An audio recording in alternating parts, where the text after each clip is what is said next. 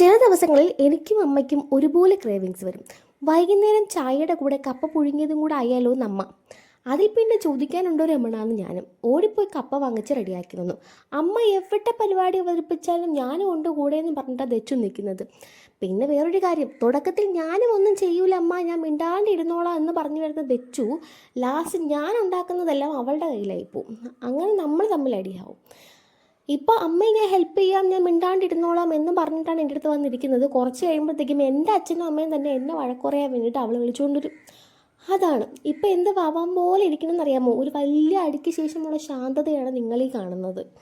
പിന്നെ കുറച്ച് കഴിയുമ്പോഴത്തേക്കും നമ്മൾ വീണ്ടും ഒന്നിക്കും. എന്നാലും നമ്മൾ തമ്മിൽ അങ്ങോട്ട് സെറ്റ് ആവുന്നില്ല, എപ്പോഴും അടിയാണ്. എൻ്റെ അമ്മയെ വിളിക്കുന്നതാണ് എനിക്ക് അടി തരാൻ വേണ്ടിയിട്ട്. അങ്ങനെ നമ്മളെ കലാപരിപാടികളൊക്കെ ഏകദേശം അവസാനിക്കാറായി. കപ്പ പുഴുങ്ങാൻ വെച്ചു. എന്നിട്ടും എൻ്റെ കൊച്ചവിടെ കഞ്ഞിയും കറി വെച്ചുകൊണ്ടിരിക്കുന്നേ ഉള്ളൂ കേട്ടോ.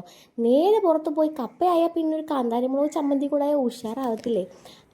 അങ്ങനെ നമ്മുടെ വിഭവസമൃദ്ധമായ ഈവനിങ് കടി ഇവിടെ സെറ്റായിട്ടുണ്ട് കേട്ടോ. എന്നാൽ പിന്നെ തുടങ്ങല്ലേ.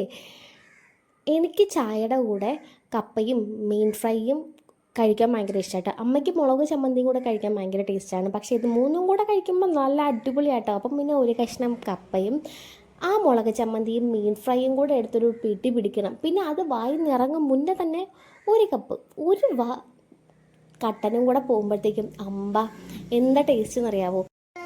ദച്ചുന് നല്ലപോലെ ഇഷ്ടപ്പെട്ടിട്ടുണ്ട് കേട്ടോ. സൂപ്പറാന്നൊക്കെ പറയുന്നുണ്ട്. എൻ്റെ കൊച്ചല്ലേ, പിന്നെ എന്താ എടുത്താലും സൂപ്പറാന്നേ പറയുള്ളൂ.